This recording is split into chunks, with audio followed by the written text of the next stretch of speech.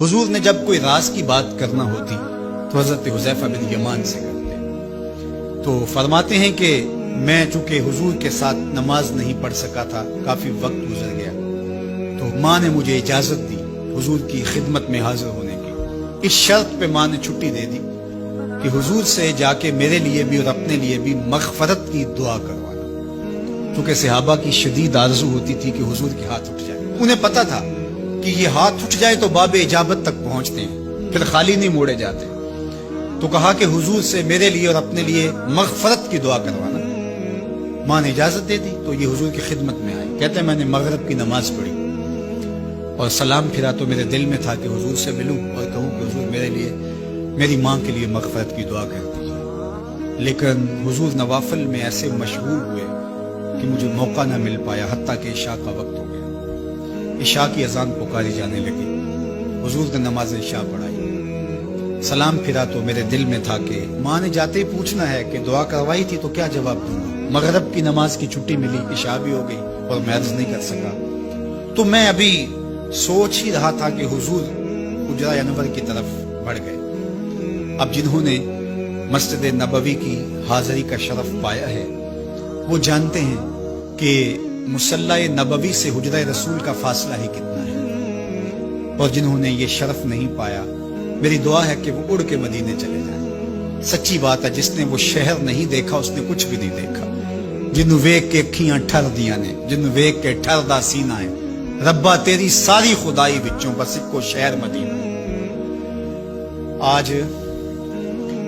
اس وقت پوری دنیا کے اوپر جو وبا پھیلی ہے اس کی وجہ سے، جہاں اور بہت ساری چیزیں ہمارے لیے اذیت اور دکھ کا ذریعہ ہیں، وہاں ایک بہت بڑا دکھ ہے کہ مسجد نبوی کے دروازے میں بند تھے۔ تو یہ دن تھے کہ حرم کی رونقیں دیکھنے والی ہوتی، مواج انور کے سامنے درودوں کی بہار ہوتی،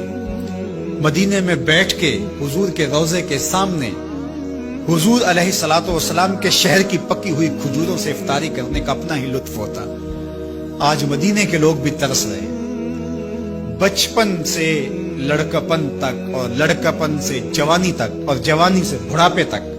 80 سال عمر ہو گئی، جنہوں نے رمضان المبارک کا روزہ مسجد نبوی سے باہر کبھی کھولا ہی نہیں،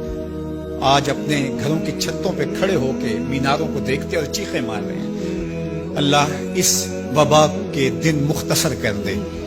اور اس امت کے لیے آسانیاں پیدا کر دے۔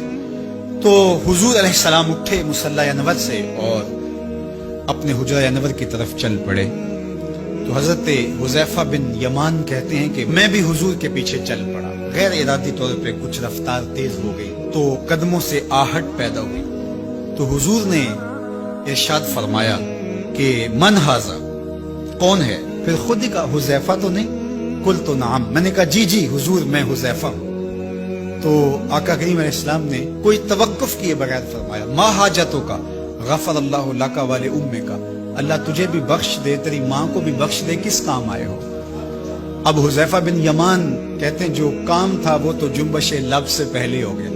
یہاں تو لفظوں کا سہارا نہیں لینا پڑتا، وہ بند لبوں کی بولیاں سمجھتے ہیں، تو کہتے ہیں کہ جو حاجت تھی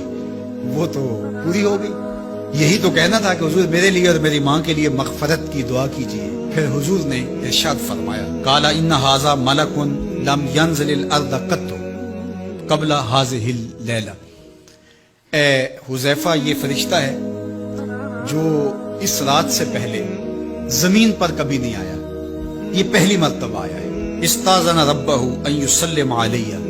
اس نے رب سے اجازت مانگی تھی، مالک تیرے محبوب کو سلام نہ کر رہا ہوں، مجھے سلام کرنے آیا ہے، لیکن ساتھ ساتھ مالک نے کہا کہ جا رہے ہو میرے محبوب کے پاس سلامی پیش کرنے کے لیے تو ایک تحفہ بھی لیتے جاؤ، تو وہ بھی مجھے دینے آیا ہے۔ تو وہ تحفہ کیا ہے سنو، بے انا فاطمہ سیدۃ نساء اہل الجنہ، مجھے خوشخبری دینے آیا ہے کہ آپ کی بیٹی فاطمہ جنتی عورتوں کی سردار ہے، اور وَأَنَّ الْحَسَنَ وَالْحُسَيْنَ سَيِّدَا شَبَابِ أَهْلِ الْجَنَّةِ، اور حسن اور حسین فاطمہ کے بیٹے جنتی جوانوں کے سردار ہیں۔ یہ آج خوشخبری لے کر کے میرے پاس مجھے سلام کرنے آیا ہے، تو یہ ملکہ جنت ہیں، خاتون جنت ہیں، سیدہ نساء اہل جنت ہیں۔ کہتے ہیں کہ جب حضور علیہ الصلوۃ والسلام کو سیدہ فاطمہ زہرا